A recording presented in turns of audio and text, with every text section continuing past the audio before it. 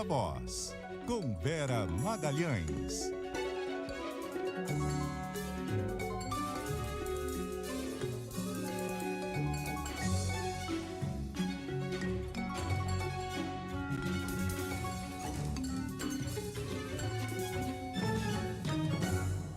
Olá, muito boa noite para você. Seja bem-vindo, seja bem-vinda ao Viva Voz, o seu programa diário de análise e bastidores dos principais fatos do Brasil e do mundo na política e na economia.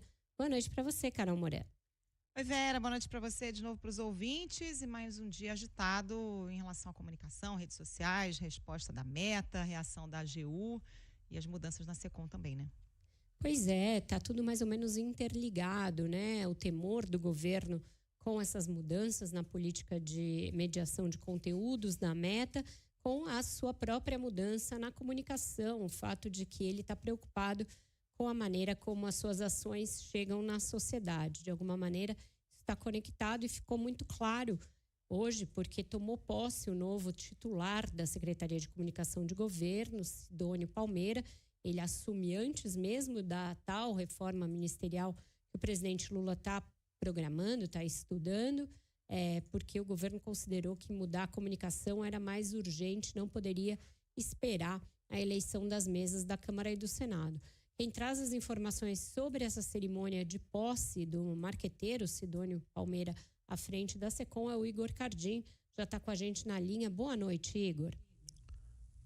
Oi, Vera e Carol, também os nossos ouvintes. Pois é, no discurso de posse, como novo ministro da Comunicação, o publicitário Sidônio Palmeira falou que a comunicação precisa ser guardiã da democracia e que o trabalho à frente da pasta é combater a desinformação criada pela extrema-direita.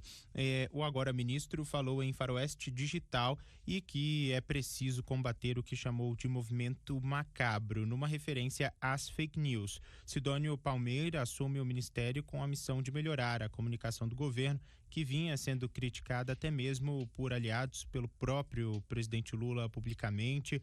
O publicitário atuou na campanha de Lula em 2022 e vinha atuando informalmente no governo, com conselhos, pitacos em algumas ações, programas de governo e também em reuniões fechadas com o presidente. Durante a posse, disse que nunca almejou entrar na política, mas que assume o cargo por questão de justiça. Na avaliação do novo ministro, a população não vê as virtudes do governo por causa do avanço das fake news, mas, em tom otimista, afirmou que assume no segundo tempo, que é o mais decisivo numa partida de futebol. A informação dos serviços não chega na ponta. A população não consegue ver o governo em suas virtudes. A mentira nos ambientes digitais, fomentada pela extrema-direita, cria uma cortina de fumaça na vida real, manipula pessoas inocentes e ameaça a humanidade. Esse movimento aprofunda o negacionismo, a xenofobia e as violências raciais e de gênero. Promove um revisionismo histórico sob a regência do charlatanismo político, que promete prosperidade imediata e pavimenta a cultura do ódio, do cancelamento e do individualismo. O novo ministro da Comunicação Social defendeu a regulação das redes sociais e a responsabilização de quem divulga notícias falsas. Inclusive, defendeu a volta da divulgação do projeto das fake news, da discussão desse projeto que não avançou na Câmara. Sidônio cobrou a participação de todos e disse que chamar um marqueteiro não vai resolver o problema. Num recado a aliados, disse que o desafio de melhorar a comunicação não é exclusivo da SECOM e que, ao invés de reclamar, é preciso fazer parte, o que o trabalho de comunicar melhor deve ser compartilhado. Vera. Agora, Igor, ainda nessa queda de braço entre o governo e a Meta, a empresa respondeu os questionamentos da AGU. Quais são os principais pontos desse comunicado, Igor? Pois é, Carol, a empresa Meta, que controla o Facebook, o Instagram, também o Threads, respondeu à Advocacia Geral da União que o fim do programa de checagem de fatos nas redes sociais da companhia vai ocorrer inicialmente apenas nos Estados Unidos, sem prazo para que a mesma iniciativa seja adotada no Brasil. E aí, a Advocacia Geral da União convocou uma audiência pública para a próxima semana para debater os riscos do fim da política de verificação de informações. A audiência estava inicialmente marcada para esta quinta-feira, mas a AGU precisou remarcar para a próxima semana, alegando necessidade de mais tempo para a organização e confirmação dos participantes. A audiência pública terá participação de representantes dos Ministérios da Justiça e Direitos Humanos, além da Secretaria de Comunicação da Presidência, especialistas, acadêmicos e representantes das agências de checagem. A informação que consta na resposta aos questionamentos da Advocacia Geral da União no documento, a Meta afirma ainda que está comprometida em respeitar os direitos humanos e seus princípios de igualdade, segurança, privacidade e voz, amenizando o tom adotado pelo CEO da empresa, Mark Zuckerberg, na semana passada, quando anunciou o fim das checagens e a adoção das notas da comunidade nas publicações, assim como já acontece no X de Elon Musk. E nessa resposta à AGU, a empresa afirmou que o fim do programa de verificação e a substituição pelas notas da comunidade passarão por testes nos Estados Unidos antes de dar início a qualquer expansão para outros países. Ainda segundo a empresa, a mudança na política tem o objetivo de melhorar e buscar o equilíbrio ideal entre a liberdade de expressão e a segurança. Quem cobrou maior responsabilidade das Big Techs também foi o ministro da Fazenda, Fernando Haddad. Ele afirmou que está sendo alvo de uma nova fake news, a de que o governo vai taxar carros com mais de 20 anos de fabricação. Algumas pessoas não estão levando a sério o que isso pode significar para a democracia.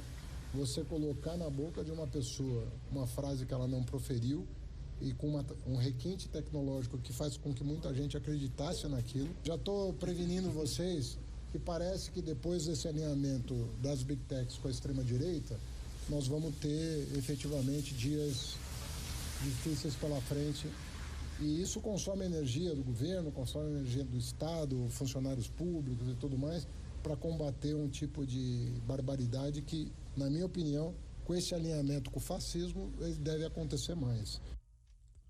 O novo ministro da SECOM, Sidônio Palmeira, também disse que as medidas anunciadas recentemente pela Meta são ruins porque afrontam os direitos fundamentais e a soberania nacional, promovendo o que ele chamou de faroeste digital. Por fim, Vera e Carol, a AGU disse que vê com gravidade e preocupação alguns aspectos da resposta da Meta, em especial a mudança na política de conduta de ódio, que, segundo a AGU, pode abrir espaço para violações de direitos fundamentais dos cidadãos brasileiros, e aí convocou essa audiência pública para a semana que vem. O dia e o horário ainda não foram confirmados. Vera e Carol. Obrigada, Igor. Ô Vera, essa simples troca na SECOM já resolve o problema? Uma missão complexa, né? Não é só trocar a peça. Muito complexa, Carol. O próprio ministro deixou claro isso, né? Que não é só a SECOM que vai resolver o problema de comunicação do governo. Deu uma chacoalhada nos outros ministros, que eles também precisam fazer a parte deles, precisam ali, o governo precisa ter integração, precisa ter algum tipo de atuação em conjunto. Então, que não adianta só reclamar da comunicação, é preciso que cada um faça o seu próprio trabalho de se comunicar melhor, né? E aí eu acho que sobra recado para todo mundo, desde a equipe econômica, com a qual ele vem trocando algumas farpas, desde mesmo antes de assumir. Acho que tem ali também uma certa cotoveladinha na primeira-dama, que era alguém que tinha muita ascendência ali na SECOM e que perde isso, tanto que os assessores mais ligados a ela foram remanejados direto para o gabinete da presidência, saíram da órbita da SECOM. Então ele chega já querendo dizer que, olha, não contem comigo para tudo, não vai ser a solução de todos os problemas do governo, né? Não é a solução de todos os problemas e uma mudança aí nessa geopolítica do poder, né, Vera? Como você bem citou, tem uma certa canelada ali na Janja. Essa chegada do Sidônio dá mais força para a ala do Rui Costa dentro do governo? Tem essa análise por parte de setores ali do próprio governo, setores do PT, pelo fato dele ser baiano, ter chegado ao Lula pela ala baiana do partido, depois de ter feito várias campanhas do PT lá na Bahia. O PT governa a Bahia há muitos mandatos, então ele já fez campanha para o Jacques Wagner, para o próprio Rui Costa, para o atual governador, o Jerônimo. Então, é alguém que tem esse DNA baiano, mas que, pela maneira como chegou e como está montando o seu time, está querendo ter vida própria, não vai querer ficar como um satélite da Casa Civil. Mas tem muita gente que interpreta como um jeito do ministro Rui Costa se colocar de alguma maneira nessa briga para ser o sucessor natural do Lula, né? Principalmente depois que o presidente fez essa nova intervenção, essa cirurgia na cabeça no fim do ano, esse zum de quem seria o sucessor natural dele ganhou tração. E o nome do Haddad é o primeiro que se cita sempre, pelo fato de ser ministro da Fazenda, pelo fato de já ter sido candidato à presidência em 2018, quando o próprio Lula ficou impedido de sê-lo. Então, o Rui Costa e ele, a gente sabe, eles têm um embate pelos rumos do governo e pela proximidade com o presidente, isso desde que o governo começou. Então, muita gente interpretou essa chegada do Sidônio como um jeito do Rui Costa de também se colocar ali nessa lista dos eventuais sucessores do Lula. Mas ele tem uma aparição pública bem menor do que o Haddad, tem um recall nacional infinitamente menor, porque o Haddad já foi candidato à presidência, e a gente sabe que o sucesso de qualquer governo depende muito da política econômica. Então, é natural que o Haddad seja o nome mais olhado para fora do governo. Então, não é uma tarefa simples ombrear com ele como esse sucessor. Então, vamos ver como o Sidônio, que papel ele vai jogar também nessa geopolítica, como você muito bem chamou, mas eu acho que ainda não dá para cravar que ele seja só uma peça ali colocada pelo Rui Costa, não, Carol.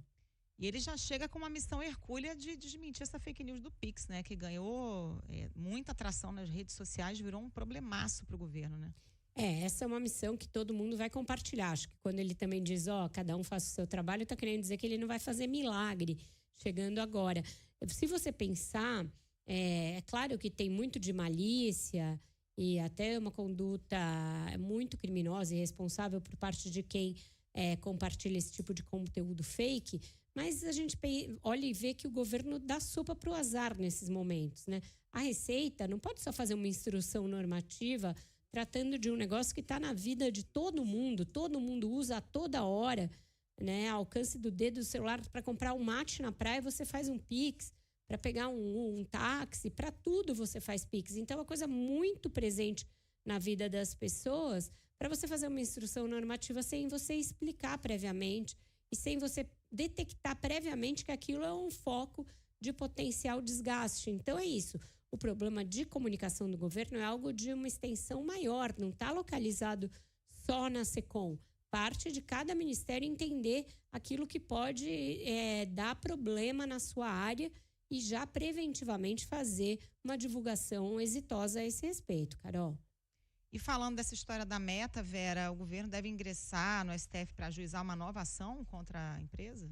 Isso ainda não está decidido. Acho que vai depender muito do desdobramento dessa tal audiência pública. O governo está ganhando um tempo aí para estudar os caminhos, está querendo se cercar de opiniões de especialistas e acho que também está esperando para ver se o Supremo sinaliza alguma coisa com a retomada do julgamento da constitucionalidade do artigo 19, do Marco Civil. Enfim, acho que o governo está olhando o cenário e vendo qual é a sua melhor oportunidade de agir nesse caso, Carol. Mas não está decidido ainda se eles vão ingressar com uma outra ação, se vão adendar alguma coisa nessa ação que já está em julgamento para que o Supremo, além do artigo 19, eventualmente discorra sobre outros aspectos.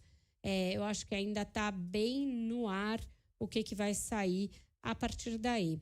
A gente falou agora dessas fake news envolvendo o Pix e aí relacionadas, né, ao Ministério da Fazenda. O ministro Fernando Haddad tem falado quase diariamente numa tentativa de esclarecer os pontos ligados à sua pasta, porque ele sabe que a crise de confiança do governo nasce ali na Fazenda e tem ali o seu maior ponto de atenção. E hoje ele falou sobre a reforma do imposto de renda, quando ela deve ser discutida, tratou um pouquinho também de reforma tributária. Guilherme Muniz está de volta aqui no estúdio comigo e vai trazer para a gente os aspectos da fala do ministro. Boa noite de novo, Muniz. Oi, Vera, boa noite para você, para Carol, para os ouvintes. Pois é, o ministro da Fazenda, Fernando Haddad, indicou nessa terça que o governo deve manter a isenção do imposto de renda em 2025 para quem ganha até 2 salários mínimos por mês. Essa medida não consta no orçamento, que ainda vai ser votado no Congresso, e, portanto, esse orçamento vai ter que ser atualizado com essa regra. Questionado sobre esse assunto, o Haddad disse que já existe uma orientação do presidente Lula para manter a isenção em até 2 salários mínimos, já que o valor sofreu um reajuste agora em janeiro, né? O mínimo atualmente está em R$ 1.518, o que obriga a isenção para quem ganha até 2 salários mínimos subir para até R$ 3.036 por mês, agora em 2025. Atualmente, a gente lembra aqui, só é isento quem recebe até R$ 2.820, onde virão esses recursos. Nós estamos esperando votar o orçamento. Eu preciso votar o orçamento. Aquilo que eu falei com vocês no começo do ano, né? Prioridade agora é ajustar o orçamento à legislação que foi aprovada no final do ano passado, e na sequência a gente vai tomar providências para isso. Deve ter uma atualização, sim. Nós estamos considerando essa possibilidade para manter o ritmo de incremento, de mudança da faixa, né, de isenção. É a orientação que nós recebemos do presidente. Não vou te adiantar, vai ser feito o cálculo, mas vai haver compensação, como houve em todas as ocasiões em que isso foi feito. O ministro da Fazenda falou ainda sobre a proposta de isentar do imposto de renda quem ganha até R$5.000 por mês, medida que foi anunciada junto ali com o pacote de corte de gastos em novembro do ano passado, mas ainda não foi encaminhada ao Congresso Nacional. Ele disse que o texto vai ser encaminhado só depois das eleições para as presidências da Câmara e do Senado e também depois da votação do orçamento de 2025. Essa medida é uma promessa de campanha do presidente Lula, só que para entrar em vigor em 2026, que vai ser exatamente o último ano desse mandato, ela ainda precisa então do aval do Congresso agora nesse ano. O ministro também disse que o governo avalia os vetos que vão ser feitos ao projeto de lei complementar que regulamenta a maior parte da reforma tributária sobre o consumo. Haddad disse que a Fazenda já encaminhou as sugestões de veto ao presidente Lula, à Advocacia Geral da União e à Casa Civil. Então, todos eles já estão com essas sugestões para análise. Segundo ele, a proposta é de poucos vetos em questões que são majoritariamente técnicas. Esses vetos, segundo Haddad, vão evitar problemas de interpretação ou de aplicação que poderiam vir a ocorrer. Haddad garantiu que são questões laterais e que, por isso, a essência da reforma tributária vai ser mantida ainda que esses vetos se confirmem. Ele não quis antecipar ali exatamente quais são esses vetos, mas fez questão de minimizar o impacto deles no texto geral. Vamos lembrar aqui também que a sanção, Vera, é esperada para até essa próxima quinta-feira. Vai ser mais uma oportunidade em que o governo vai tentar ali surfar e produzir boas notícias nessa sua tentativa de melhorar a imagem. E lembrando que os vetos presidenciais não têm tido uma vida muito tranquila no Congresso, né, Muniz, Carol? Porque no ano passado foram muitos os vetos derrubados e ontem o presidente Lula vetou vários aspectos da lei da renegociação da dívida dos estados, que provavelmente não vão cair muito bem lá no Senado, uma vez que foi uma proposta que nasceu lá. Então, vetar as coisas com parcimônia é inteligente nesse momento em que a gente sabe que o governo não tem a vida ganha exatamente no Congresso. Agora, o ministro pareceu ali meio contrariado com esse aumento da isenção, da faixa de isenção para 2 salários mínimos. Eu acho que torna a vida dele mais difícil, torna mais difícil fazer o déficit zero. E ele disse, olha, a orientação do presidente, como quem diz, não fui eu que decidi, o presidente mandou fazer, ele quer implementar aos poucos o aumento da faixa de isenção do IR, era uma promessa de campanha. Então, enquanto não se vota a isenção até R$5.000, ele vai aumentando paulatinamente. Mas é isso, vai ter que compensar em algum outro lugar para fazer déficit zero. Se você está deixando de arrecadar ainda mais, ampliando a faixa de isenção, de algum lugar vai ter de sair. O cobertor é curto e não tem almoço grátis. É isso, a gente faz aquele breve intervalo para o noticiário da sua região. Volta já, depois do Repórter CBN. CBN Ponto de Vista, com Renata Agostini.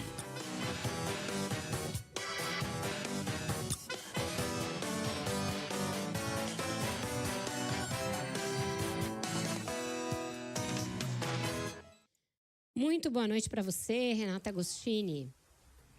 Olá, Vera. Olá, Carol. Olá, os ouvintes.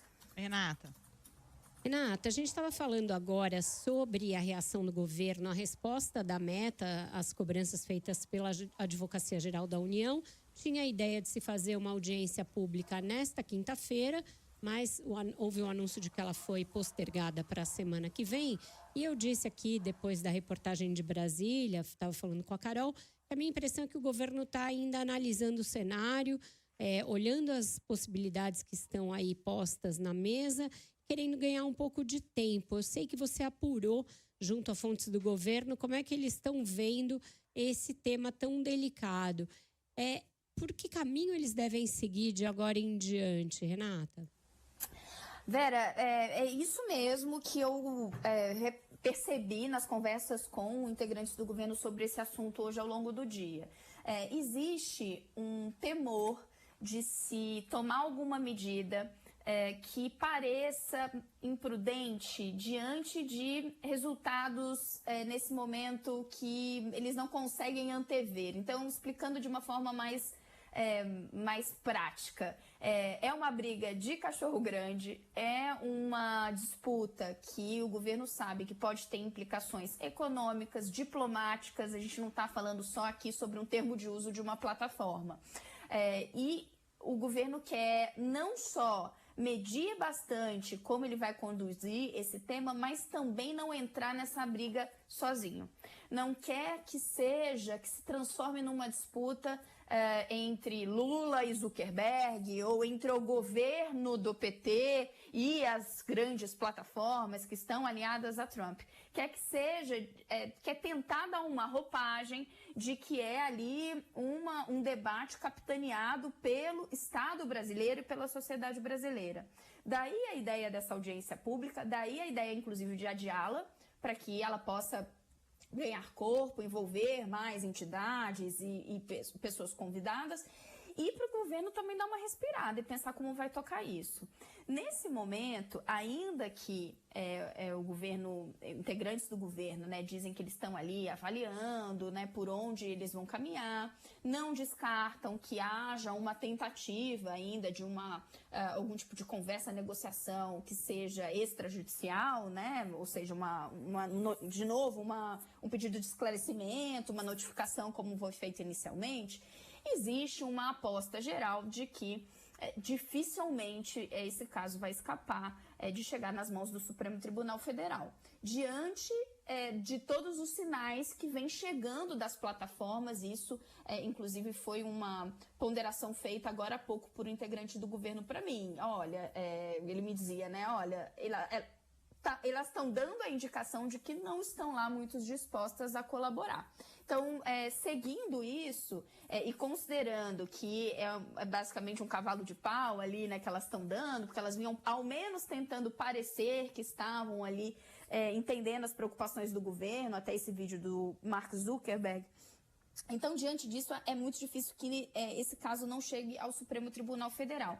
Com esse movimento de, vamos colocar a bola no chão, vamos deixar essa audiência pública para a semana que vem, você tem aí um horizonte, me indicava aqui um integrante do governo, de que uma eventual ação ao Supremo Tribunal Federal, mirando as plataformas, mirando essa preocupação do governo de que não haja propagação de discurso de ódio ou de crimes, do tráfico de conteúdos criminosos, foi a expressão usada, que isso ocorra aí em 15 dias. Então, dá tempo do governo medir bem e entender como ele vai chegar ao Supremo com esse assunto.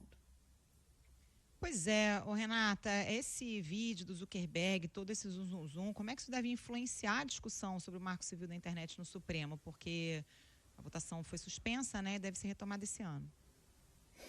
Esse é um outro aspecto que tem sido colocado aqui nos bastidores, porque, veja, se eles apostam que dificilmente esse caso vai ficar fora da via judicial. Então, eles estão, nesse momento, antevendo que o Supremo vai ser instado a se pronunciar.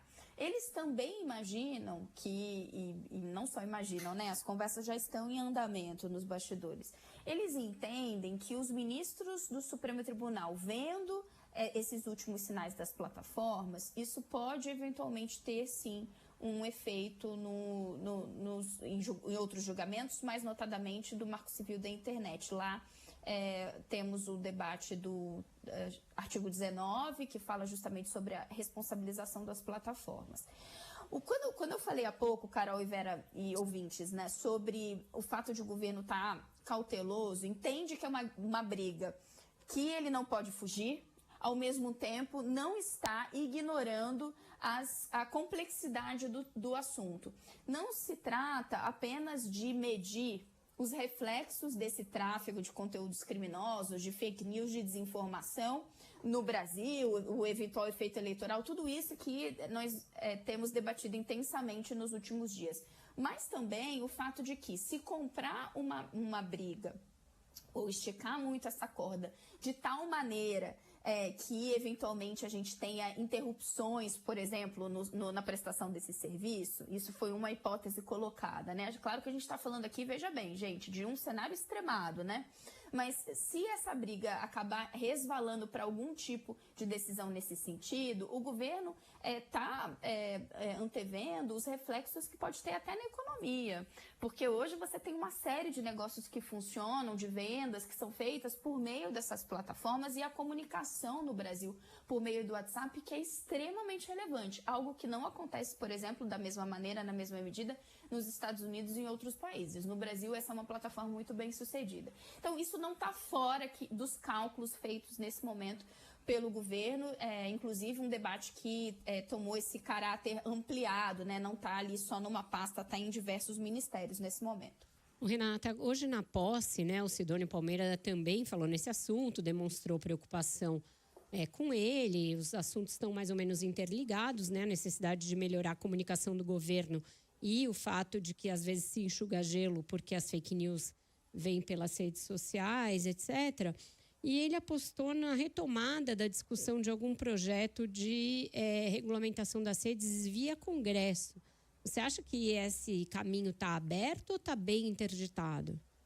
Até agora o governo vem tido muita dificuldade de mexer com isso no Congresso. Olha lá a lei, o projeto das fake news, que por diversas vezes ministros do governo vieram, olha, agora vai ser a prioridade. E não só o Congresso dava indicações de que estava bastante sensível aos argumentos das plataformas, ao lobby das plataformas, como o governo, no fim, não colocava mesmo isso como prioridade.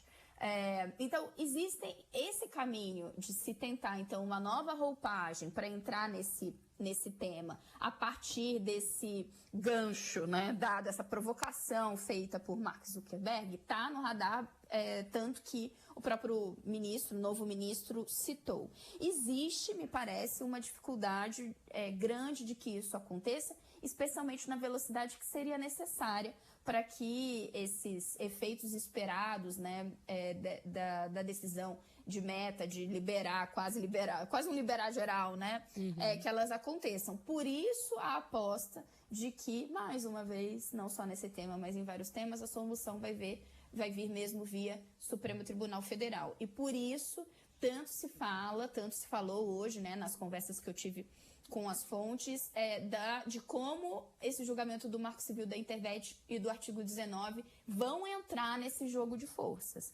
Porque, para quem está aqui nos ouvindo e rapidamente, né, esse artigo 19 libera as plataformas de serem responsabilizadas justamente pelo mau uso feito por seus usuários. Se isso acontecer, se esse for declarado constitucional, elas vão ter um respaldo muito maior. Porque o problema aqui é que a lei brasileira vai seguir existindo, mas o poder de moderação da justiça é claramente insuficiente para controlar esses crimes que são cometidos na internet. Agora vai depender, então, do ministro André Mendonça devolver o julgamento à pauta, né? Eu acho que vai haver uma leve pressão dos pares para ele fazer isso o mais rápido possível, né? Me parece que sim, o governo inclusive conta com isso e conta com a sensibilidade dos ministros do Supremo, da importância que esse tema, que já era muito importante, mas que ganhou a partir de agora. Exatamente. Obrigada por hoje, Renata. Você volta com a gente na quinta-feira. Até lá. Até lá, meninas. Um beijo aos ouvintes. A gente vai agora para um outro intervalo, rapidinho, noticiário da sua localidade, e o Viva Voz volta já já.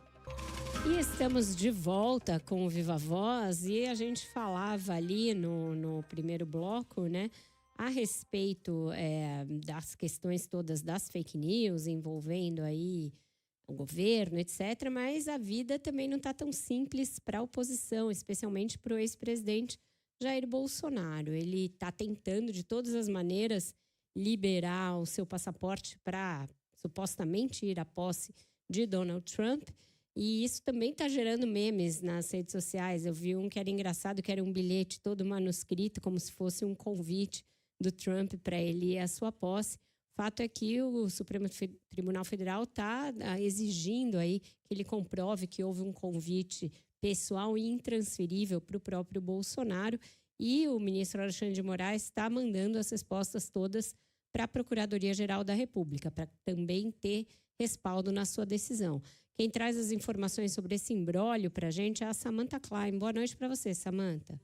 Boa noite, Vera e Carol. Olha, o ministro Alexandre de Moraes agora está aguardando essa manifestação do Procurador-Geral da República, Paulo Gonet, para decidir se libera ou não o passaporte do ex-presidente Jair Bolsonaro a fim de comparecer à cerimônia de posse do presidente eleito dos Estados Unidos, Donald Trump. Posse essa prevista para o dia 20 de janeiro em Washington. A Procuradoria-Geral da República deve se pronunciar nesta semana, até porque a viagem, o pedido de liberação desse passaporte já seria para uma viagem a partir do dia 17, na próxima segunda-feira. Na próxima... Eu vou confirmar aqui, porque agora me deu um branco, e o Ari Moraes aqui está me ajudando, porque eu falei próxima segunda-feira, mas não é não. Segunda-feira é dia 20, ou seja, um pouquinho daqui a antes 2 ali, né? segundas-feiras, sim. Exatamente. Aí eu peço desculpas aí ao nosso ouvinte e a vocês. Bom, essa demanda foi enviada pelo ministro Alexandre de Moraes à PGR, depois que o magistrado recebeu uma petição da defesa do ex-presidente Bolsonaro com o convite feito pelo cerimonial de Donald Trump. Causou ali uma certa dúvida também sobre a veracidade desse, ou a oficialidade desse convite, já que ele veio com um domínio T47 inaugural.com, que seria a inauguração do 47º mandato, do 47º presidente, no caso Donald Trump. Então, portanto, a defesa garante que essa é um convite mesmo oficial e que o e-mail é suficiente como um convidado oficial aí feito aí pela organização da posse. A defesa pediu, então, na sexta-feira passada ao ministro Alexandre de Moraes que o passaporte seja liberado e a viagem seja autorizada entre os dias 17 e 22 de janeiro. E essa solicitação acontece naquilo, Vera, que você vinha falando que a situação também não é tão fácil assim para a oposição, porque o pedido de reaver esse passaporte veio no meio da análise que a própria PGR está fazendo a respeito do inquérito da tentativa de golpe de Estado, que está com um grupo de procuradores comandados aí sob o guarda-chuva do Procurador-Geral da República, Paulo Gonet. O passaporte foi retido em fevereiro do ano passado, em meio às investigações da Polícia Federal. Então, não são coisas iguais, mas elas têm conexão. Afinal de contas, o passaporte foi recolhido aí no meio dessas investigações. Com vocês. Obrigada, Samantha, pelas suas informações. É isso, o Supremo Tribunal Federal apertando um pouco para liberar o passaporte do Bolsonaro. Eu acho que vai ser difícil ele obter essa liberação, Carol, ainda mais com esse convite meio genérico que apareceu até agora. Não está claro se ele vai ter um assento especial ali, alguma coisa assim, né? E mesmo que fosse um convite mesmo lá, assinado de próprio punho para ele, está sendo investigado. Vai pegar o passaporte para sair do país? Não sei, uma decisão difícil. Exato, mesmo porque a gente viu, que no inquérito lá, a Polícia Federal considerou que aquela primeira ida dele aos Estados Unidos já tinha ali algum componente de fuga ou de pelo menos não estar no Brasil quando e se as coisas complicassem. Então, eu acho que tem muitos componentes que podem levar aqui não seja liberado mesmo. Vamos aguardar, acho que uma decisão não tarda muito, até porque é isso. Posse tem uma data para acontecer, é no dia 20, então não dá para postergar muito essa decisão. A gente vai agora para Belo Horizonte, porque o governador Romeu Zema criticou justamente aqueles vetos feitos pelo presidente Lula ao projeto de renegociação da dívida dos estados. Minas não está satisfeita com o projeto como ele ficou. Quem traz as informações para a gente é a Débora Costa. Boa noite, Débora. Oi, Vera, boa noite para você também. Exatamente, o governador de Minas Gerais, Romeu Zema do Novo, fez duras críticas ao presidente Lula por sancionar o PROPAG, Programa de Pleno Pagamento de Dívidas dos Estados, com alguns vetos. Em publicação nas redes sociais, Zema afirmou que o governo federal quer obrigar Minas a repassar 5 bilhões a mais do pagamento da dívida entre 2025 e 2026, apesar do recorde da arrecadação federal no ano passado, que foi de 2,4 trilhões. O governador mineiro disse na mesma publicação que essa exigência se trata de dinheiro para sustentar privilégios e mordomias. Afirmou, por fim, que enquanto os estados lutam para equilibrar contas, o Planalto mantém 39 ministérios, viagens faraônicas, gastos supérfluos no Alvorada e um cartão corporativo sem transparência. A fala de Zema ocorreu após Lula sancionar, nesta terça-feira, o programa que estabelece novas regras para o pagamento das dívidas pelos estados, que vai substituir o regime de recuperação fiscal. Entre os benefícios estão descontos nos juros, parcelamento das dívidas em até 30 anos e cessão de ativos para o abatimento do débito, em troca de investimentos em educação, saúde, infraestrutura e segurança. Porém, Lula vetou trechos que, na visão do governo, poderiam gerar impacto no equilíbrio fiscal em 2025 e nos próximos anos. Na semana passada, o ministro da Fazenda, Fernando Haddad, já tinha anunciado que alguns pontos do projeto aprovado seriam vetados, uma vez que não tinham sido acordados anteriormente com o governo. Esses vetos serão analisados pelo Congresso na volta do recesso parlamentar. Diferentemente de Zema, o presidente do Senado, Rodrigo Pacheco, do PSD, responsável por conduzir as negociações entre os estados e o governo federal sobre o projeto, comemorou a sanção do programa. Segundo ele, o PROPAG dá fim a uma questão histórica dos estados.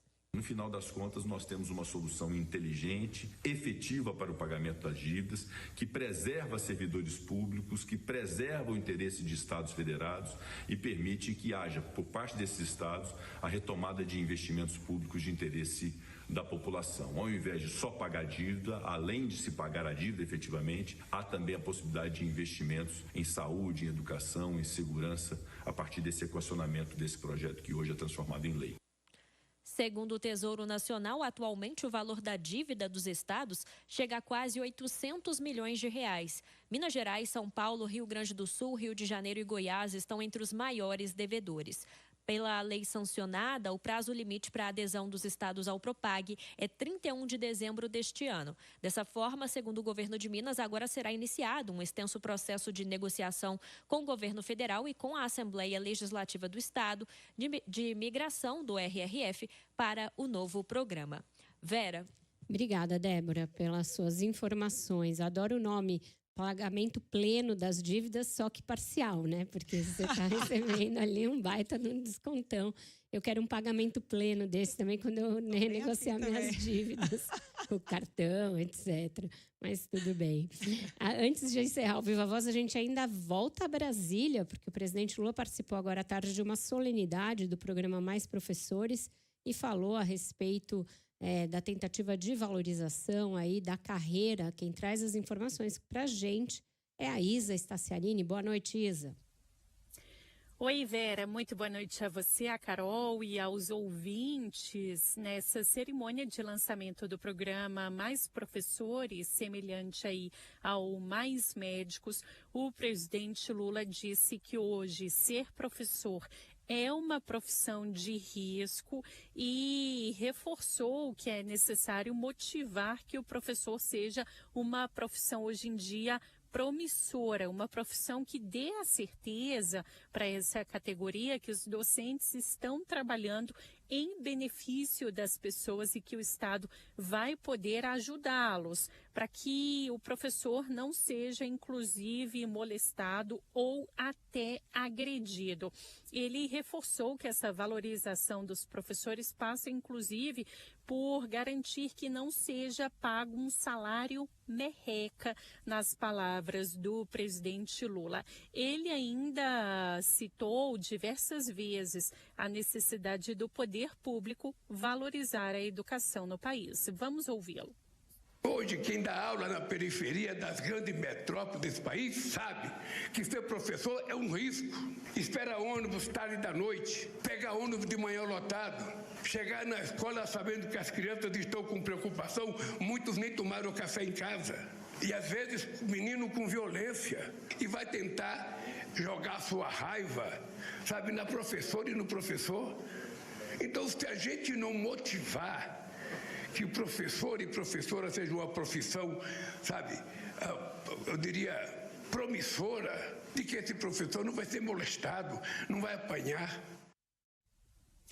Lula ainda reforçou que a escola tem que ser atrativa para que a criança, quando levantar de manhã, não imaginar que ela vai para o sofrimento na escola, para que ela tenha na cabeça que ela vai para um lugar extraordinário, que vai encontrar uma professora e um professor alegres que vão cuidar dessa criança e fazer o carinho que muitas vezes esse menino ou essa menina não recebe em casa e que por isso o governo quer que as pessoas não desistam de ser professores. Só para encerrar, Vera, o presidente Lula também comentou sobre a lei que foi sancionada ontem, que restringe o uso de celulares nas escolas.